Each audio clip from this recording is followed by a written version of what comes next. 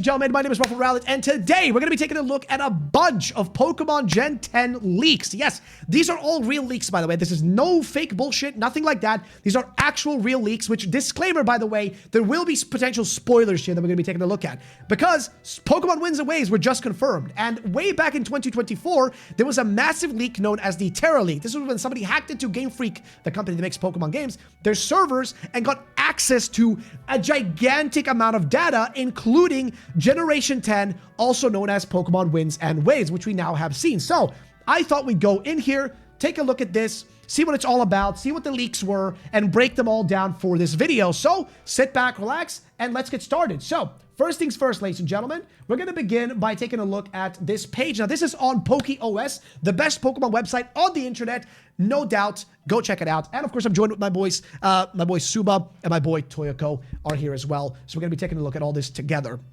So yeah, we're going to begin, first of all, by taking a look at the entire post, because there is a lot to go through here, including release dates and stuff like that. So, Gen 10 Pokemon titles are reportedly set to release in the second half of 2026, which we now know is no longer the case. They're going to be in 2027, but also with a DLC expansion plan for 2027. So that was the original plan, right? This is literally showing you what their plan was, because we know that Generation 10 was nicknamed or codenamed Gaia, right? Basically just meaning Earth Mother, essentially, right? Originally, that was the plan, but now we know the game is coming out in 2027, which makes me wonder, will they move the DLC to 2028, or will the DLC still release in 2027, the same way they did with Legends ZA? I don't know. Do you guys think that? Suba? Toyo? I think it will be like late 2027. Yeah, I mean, holiday season, sorry. No. I mean the DLC. The DLC. Oh, the DLC. Yeah, because ZA released the DLC right after, right? We had the ZA DLC released right after, like a month after or so, after the main game. So I think it's possible the DLC also got delayed, right? Yes, ZA also got. Yes, correct. Yes, yeah. It might be the same thing then. But we might have a DLC for launch actually. We'll see, right? It's but yeah, make a lot of people upset again, though. We'll see, though. The game's not even out. You're already announcing DLC. Yeah. But we'll see. We'll see how it happens. But yeah, either way, additional images. So these are internal images from a July 2024 build. As you can see, we can already see here a desert. We can see the underwater areas, which were already confirmed. Also, these images confirm to us that there will be an icy area as well. We see some tunnels, as well as some of the fields and places like that. Even one of the cities, one of the bigger cities, which we didn't see in the trailer. And also right there is the early version, actually, of the hotel you're going to be staying at in the game. Like right there, you can see that too. Now, if we go down, we have the entire map. So this is what the map of the game looks like. In case you guys didn't know, this is the map. So there are a total of 16 islands, I think. So we can see here, a separate leaked file contains Japanese text describing the various islands. Below is a translated list of the notable landmarks mentioned in the file. These are likely beta names. The final in-game name may differ, but the environment description may still be indicative of the file. The file is legitimate. So this was Jan actually translated this, which is awesome. Jan is great, by the way. But there's 17 main islands, and one uninhabited island are listed. There is a volcanic cavern, which we saw in the trailer, actually. That was confirmed. We've seen that. Then we also have an uninhabited island field, which I guess they think is this right here. We have a hotel area, which we already saw. I don't think it's this area right here necessarily. It's this one right there. There it is. So we have a hotel entrance and player's room, observation deck, northern wasteland. So that's probably going to be the desert, I'm guessing. There's a lava area. And then there's the Majin research lab. So Majin is going to be the new gimmick, right? So when I say gimmick, think of Mega Evolutions, Dynamax, Gigantamax, Terrastall, Terrestrialization, all those sort of things. Those are gimmicks, right? These are like, they're features that are added in to be sort of a gimmicky thing in the games, like a feature for you to use, like a battle feature or something like that. These ones are going to be called Majin, and we're going to talk about that a little bit further down on this actual page, because there is more to say about that. But there's a research lab for different typings, and the one for fire seems to be in this island one, right? So yeah, there's a Woobat tunnel, the northeastern terraced rice fields. There's a grass gym here too. So yes, gyms are here. I wonder if that's the grass gym, because it has like a Mudsdale and like a horse, like a kind of a farm theme to it. So maybe that's the grass gym. There's a southeastern wetlands as well. There's a mangrove forest, a buried ruin, jagged rock area, and then Mount Symbol area. So Mount Symbol Summit. There's also more assets that were found. So Pokemon centers, which we saw in the trailer. We also saw the Pokemart and the Pokeshop, which are connected into one, by the way. way. Then we saw, apparently there's bridges, there's gazebos and plazas, which we've seen a few of those.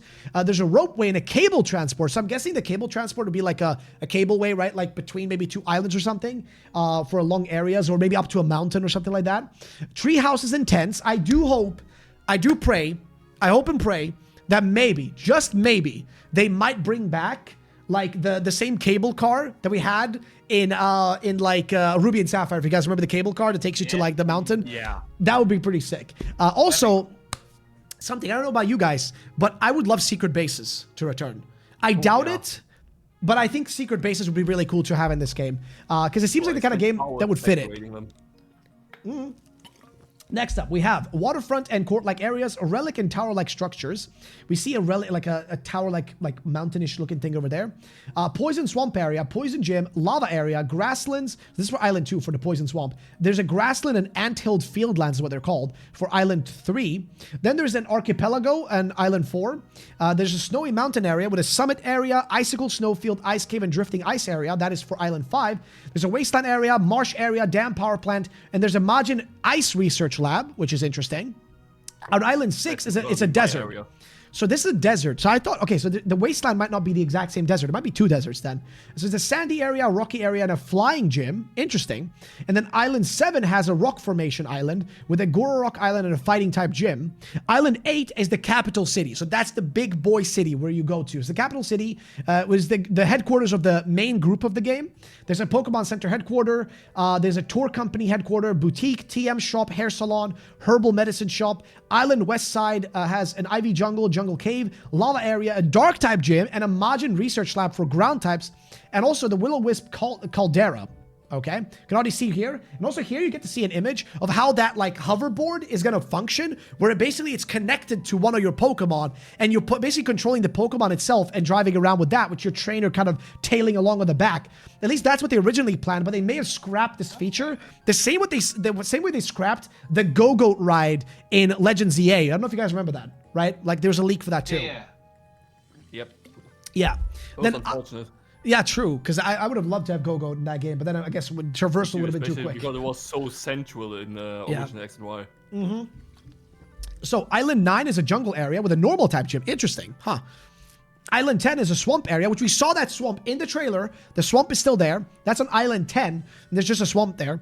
Island 11 is the Pokemon League in a blizzard area. There's a rocky zone, a medium-sized town, a steel-type gym, a champion trial. Wait, what? Champion trial?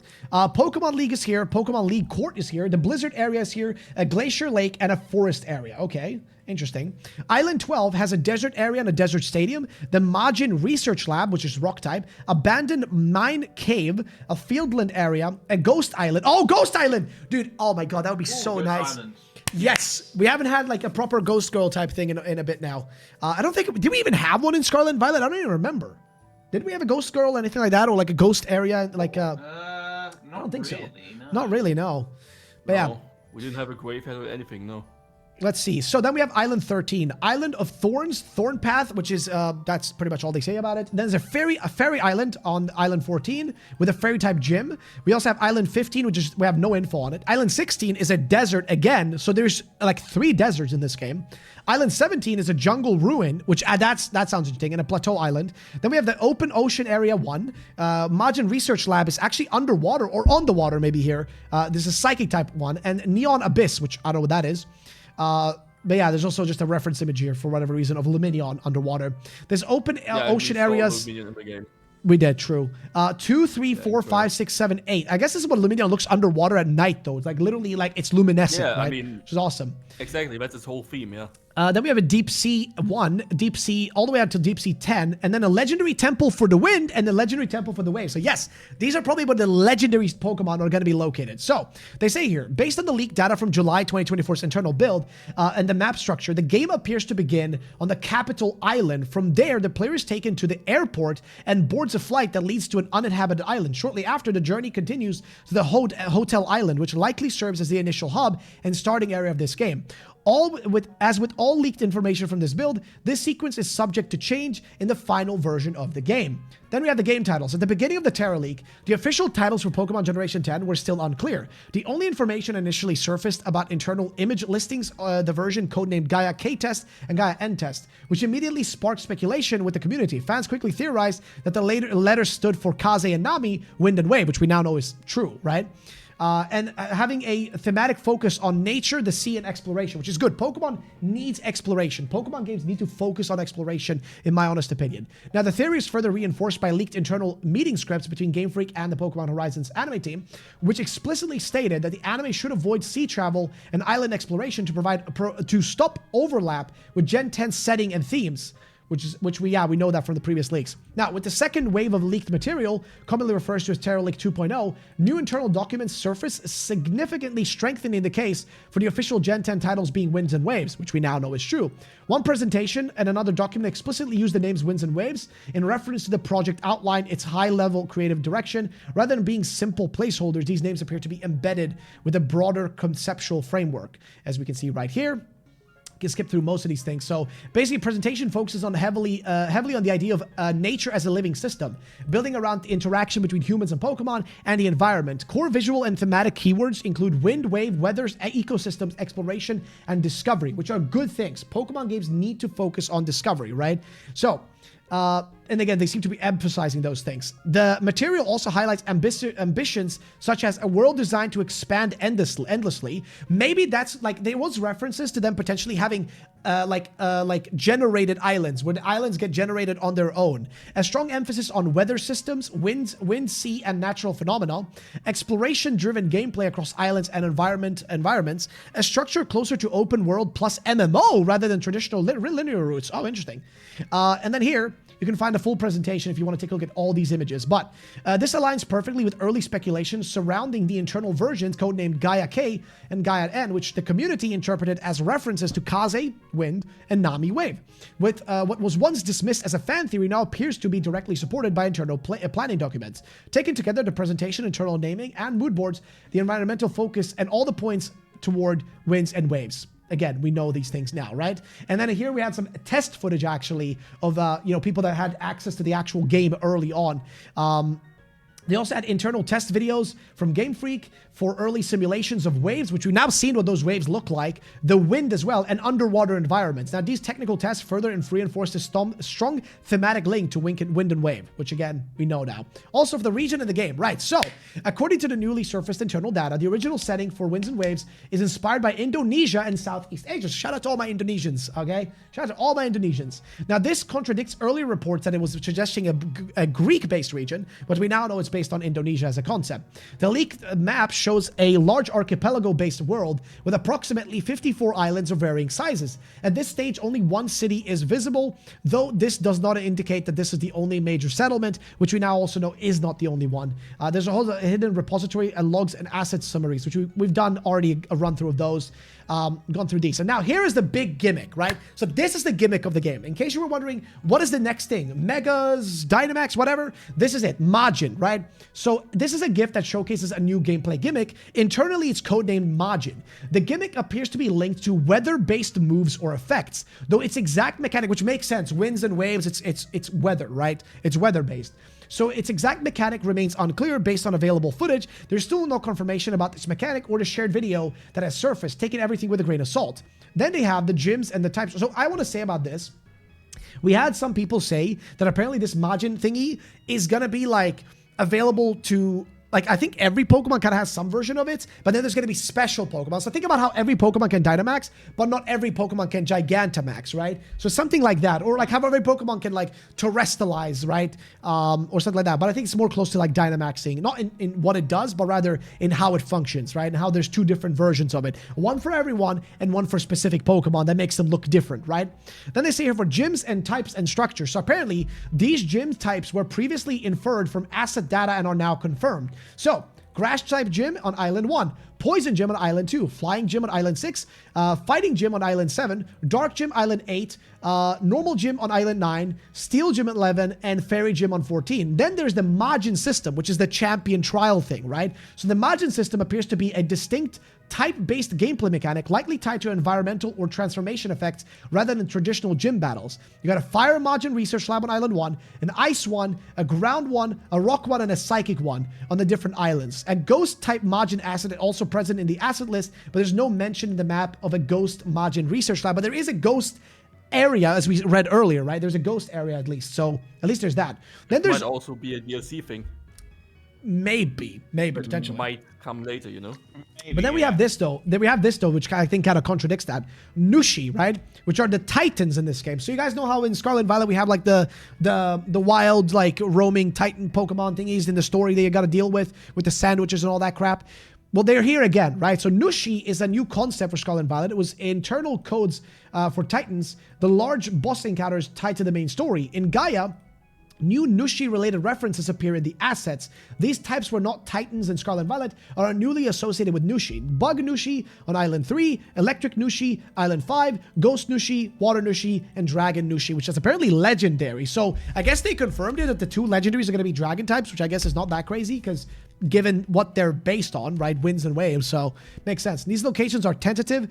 So again, this could change. This is a character that was leaked as well. Another character, which again, who they are, we don't know. We have this original Rotom scooter ID they had, but now it looks like this isn't going to be a Rotom scooter, but rather a Rotom hoverboard potentially. So, or maybe the actual hoverboard like has a Rotom like eject out of it as like with the handles. Maybe we'll see. But yeah. What they say, though, is among the most notable elements is the travel system involving the Rotom-powered scooter-like mount. This vehicle appears to hover above the ground and is directly linked to the Pokemon currently outside his Pokeball. A cable connects to the Pokemon to the scooter, implying that the player does not ride independently, but instead follows or is pulled along by their Pokemon. So yeah, that could be the case.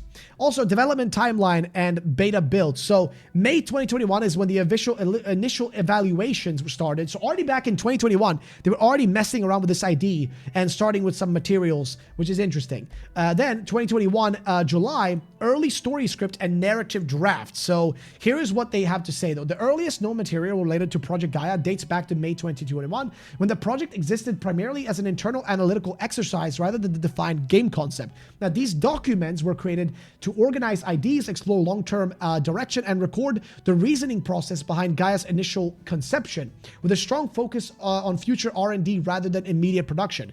During this phase, multiple potential settings were evaluated before setting on Southeast Asia as the intended region. Alternatives such as Canada, Greece, Nordic countries, and the west coast of North America were considered. We could have had Pokemon Sweden. It's such a stupid excuse. We could have had Pokemon Sweden. Choose that. We could have had Pokemon Sweden.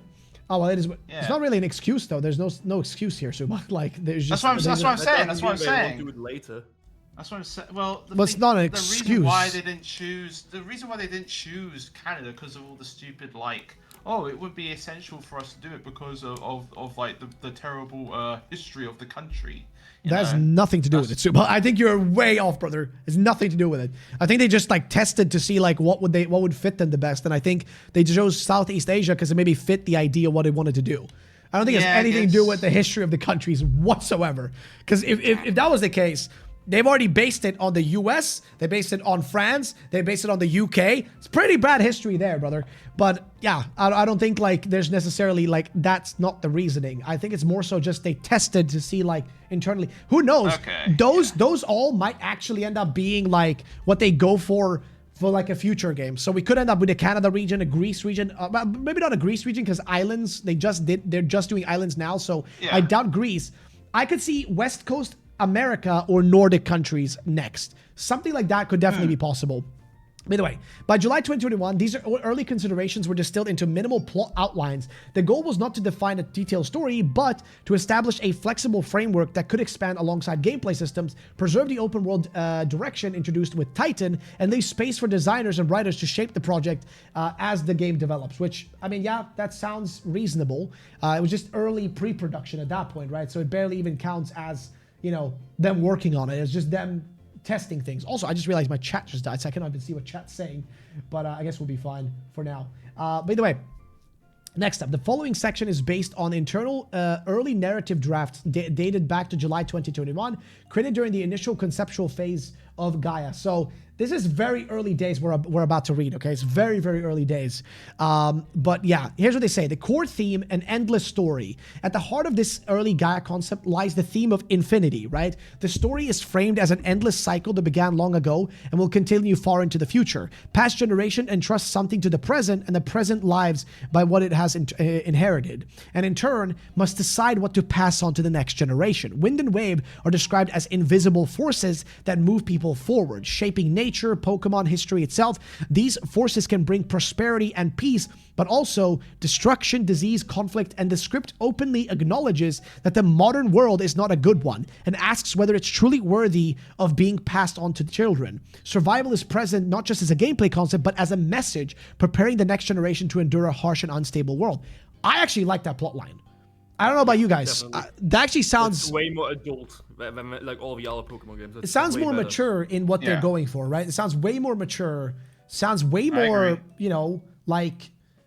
I don't know. It sounds like they didn't want to do like the standard like, yippee, you know, like, ich spiele Pokemon. Like, I don't know. I want to have more sea. I want to have more land. I hate you. I hate you more. Now we have a plotline. Ah, yes, the classic plotline of every single what do you call it? Hoenn bro.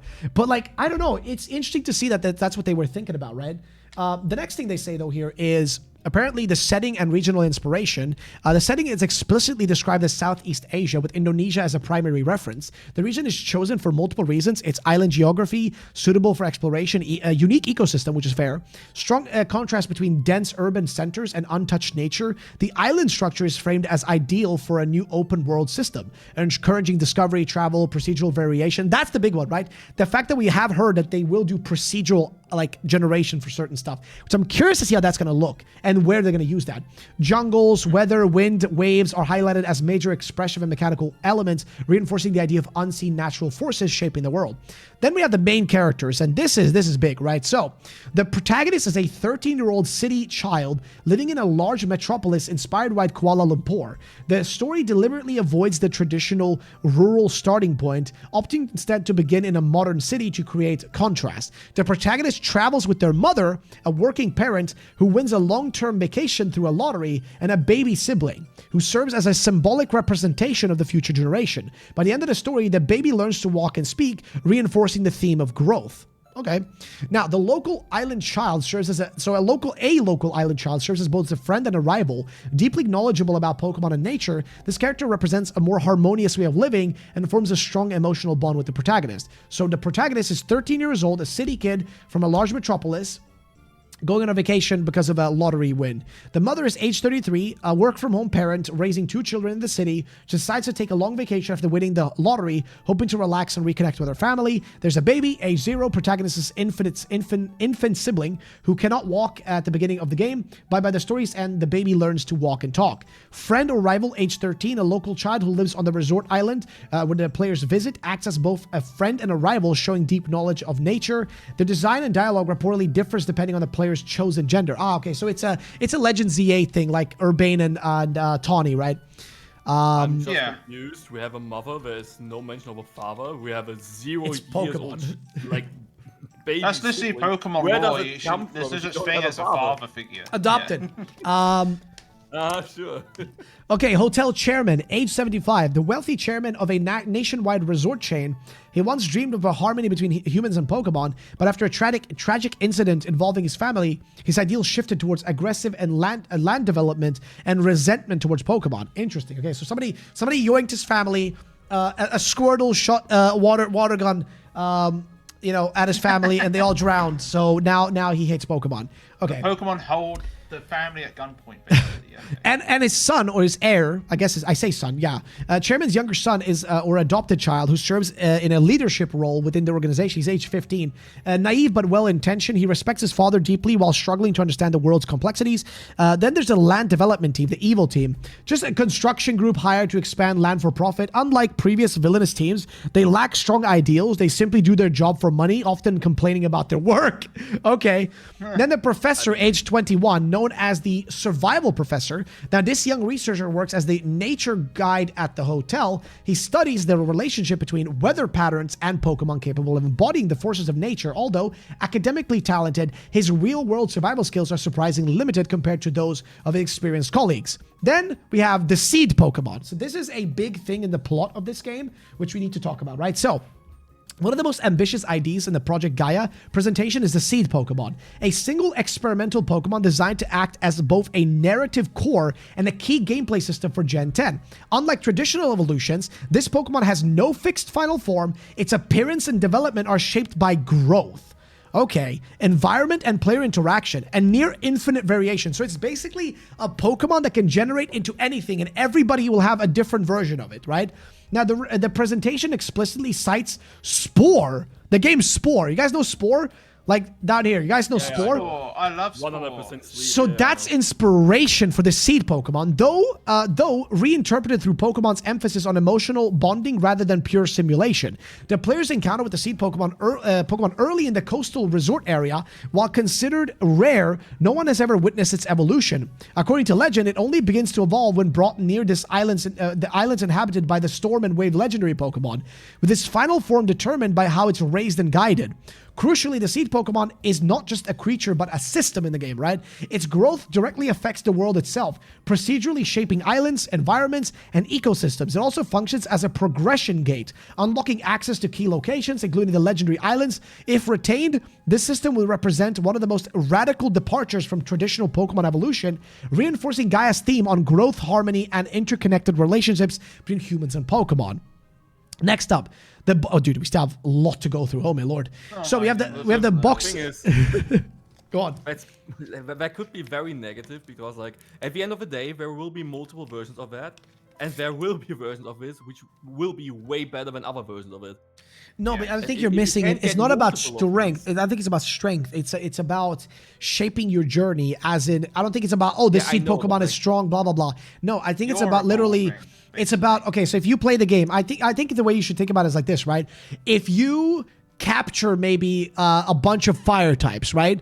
Maybe it causes increase in fire type Pokemon to spawn, or the vice versa. It increases the rate of water type spawning because you took all the fire types out of a specific area, allowing more water type Pokemon to appear, which maybe procedurally generates more water areas, and the Seed Pokemon changes color to maybe be more, red fire type, something like that. I think it's more like that rather than like, oh, if you do this specific build, then your Seed Pokemon will be amazing and competitive. I think it's more like a gameplay thing, actions, it's more like a exploration type thing. Also, yo, Munchlax, thank you for the $2 donation. Check Discord DMs. Sorry, it's random. Actions, sure thing, boss man. Oh yeah, right. So this was a leak as well, by the way, which now is confirmed. This leak, I did see this earlier, and I've covered this one before, but this guy tweeted, "Greetings, Pokemon Day Trio," so the starters, slimy, large, bulbous tail, deep purple eyes, almost feminine, which yes, we know now that is true. Thick green brow, little dark feet, almost like an angry baby. We know that now is, what is it, Grout? Well,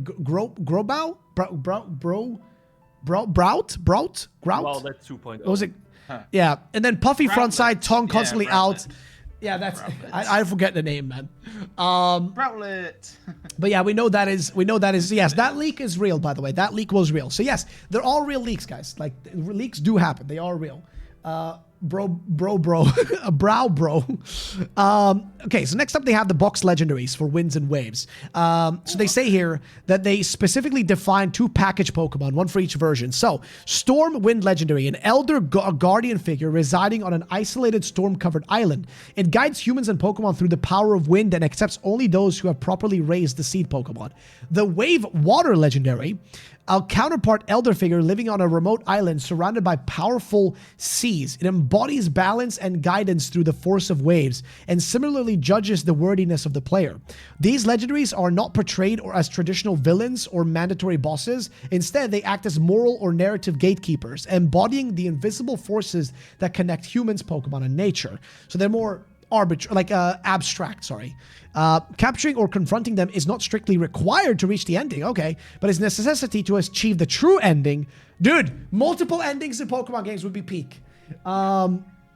reinforcing the game's non-linear structure. Then we have the antagonist and central figures, the gameplay structure, and the legendary islands, and of course, procedural world, and ending and post-game. So, antagonist. The primary antagonist is the Land Development Group, operating under the orders of a powerful hotel chairman. The organization destroys natural environments, provokes Pokemon into rampages, and then uses public fear to justify further development. The chairman himself is portrayed as a tragic figure rather than a simple villain. Man, I just want it to be a simple villain sometimes. I don't need like a gray character, man. I need somebody who's just straight up evil once in a while. Believing that Pokemon and nature must be controlled for humanity's survival, he ultimately believes the final antagonist, wielding weather-based technology derived from legendary Pokemon, his child, a sheltered heir, initially supports his worldview, but gradually then changes, and becomes your friend. Also, Jack, thank you for the $2 donation. We did see the legendaries. It was the 2 Pikachus. Oh, yeah, crazy. Yes, of course, the 2 Pikachus are the actual legendaries. That would be crazy for a reveal. Now, we have the gameplay structure and progression. So, apparently, by the way, traditional gyms are replaced with a broad system of adventures. That's what they call them, adventures. Now, these include battles, environmental challenges, rescue missions, survival activities, and traversal unlocks and raids and more. Okay, so battles, environmental challenges, rescue missions, survival activities, traversal unlocks, raids, and more. That's a lot of stuff to do. Among these are 18 major milestone adventures, loosely tied to Pokemon types and themed around sustainability and long-term development. Completing all of them is not mandatory, but required for the true ending. Players can explore freely once travel abilities like surfing are unlocked, including the option to challenge late-game content early, which I hope they keep that. Even the final boss, though doing so results in an incomplete ending. Legendary islands and procedural worlds. The legendary Pokemon reside on massive cloud-covered islands, inaccessible to most. Entry is only possible raising the Seed Pokemon to a certain state. Inside these clouds, islands are procedurally generated with their shape, encounters, and environment determined by the Seed Pokemon's growth. Smaller islands serve as raid areas. Mid-sized ones connect to others, and single large islands is reserved for the legendary Pokemon. We also see apparently that some like cloud thingies will indicate raids in this game. But yeah. Then ending and post-game. So the story concludes with a definitive resolution, with the end of a long vacation, the protagonist returning to city life while the world continues. The final cutscene emphasizes gentle wind, calm waves, and growth across generations. Post-game content reinforces the idea of infinity, allowing the player to return to the islands and continue exploring, symbolically suggesting that the adventure never truly ends. While clearly experimental and early, this July 2021 script already establishes most of Gaia's core pillars: infinite progression, environmental balance, generational responsibility, procedural worlds, and central evolving Pokemon non-linear structure, which is the biggest thing. This game is not aiming, at least based on these leaks, to be something that you go from point A to point B. You're supposed to explore and find things on your own. Then they had the 2023 early test build, where they again codenamed them Gaia K and N. Both builds were listed as full product test versions, so there you go. Basically, in 2023, they were full production, right? December 2023, we had the first internal build of the game, as you can see right here. At this stage, the ROM was not intended to showcase gameplay in the traditional sense. It's more like to test basic functionality, right? In 2024, they had the actual first functional Gaia implementation. So early functional development, unlike December's build, this ROM was created specifically to begin verifying Gaia's core IDs in practice using an early version of a deserted island test map. So this map probably will not be used in the end, potentially. In the early 2024 is when they did internal test builds of the game. As suggested by a small number of leaked screenshots, these builds remain highly experimental and is just technical render tests, so nothing too crazy there. Notably, the player character is already present as a structural level, but appears as a fully black, untextured silhouette, indicating the character assets and shaders have yet to be implemented. So yeah, it makes sense. The environmental test also shows builds are minimal and lack detailed assets. And then here, we see another one with the character, of course. Following that, in the March build, the development team appeared to have entered a phase of strategic realignment in June. During this period, Gaia's objectives were reorganized and consolidated into a formal vision document, created to ensure that the team members shared the same understanding of the project's long-term direction. Based on the newly defined vision, existing specifications were reviewed and restructured. This suggests that some early assumption or designs were reassessed, redefined, refined, or adjusted in order to better align with their intended scope and goal. At the same time, leaked material from mid-2024 indicated noticeable step towards a forward in the visual state of the internal build, which, yes, they did improve over time, which you can definitely see now when you see stuff. Most notably, this phase marks the introduction of both male and female playable characters. You actually can see here the first battle screen, sort of what they were going for, into the builds, whereas the early 2024 test builds feature a fully black placeholder silhouette, which, yes, now we know that that's the actual outfit that they're going to wear. These are additional images we've already seen. This seems to be potentially the hotel guy himself, is what people have been saying. The Seed Pokemon stands out as a major uncertainty. It was a central pillar of the early scripts and presentation, yet no recent leaks explicitly reference it, suggesting the concept may have been reworked or removed. I hope it didn't. I like the idea of the Seed Pokemon. So I don't know, man.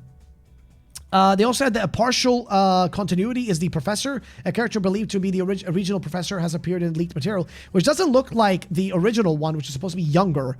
This one looks much older.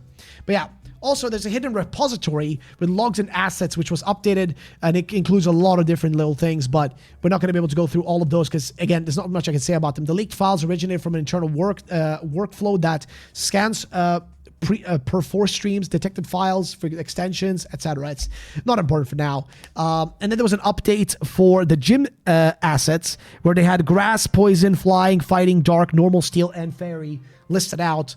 The Majin assets also here. You can see the .YAML, and these are script assets specifically.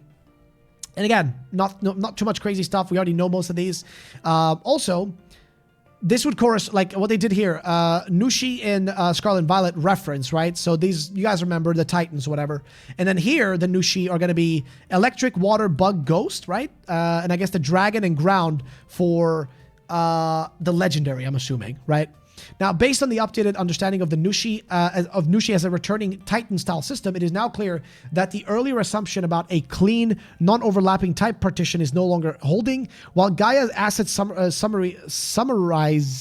clearly introduced new Nushi-associated types, Electric, Water, Bug, Ghost, the status of previously established Titan types such as Dragon and Ground remain uncertain. Rather than enforcing a strict numerical model, the available data suggests that Gaia may be reusing the 3-pillar structure introduced in Scarlet and Violet, which is like, you know, the 3 different adventures you do.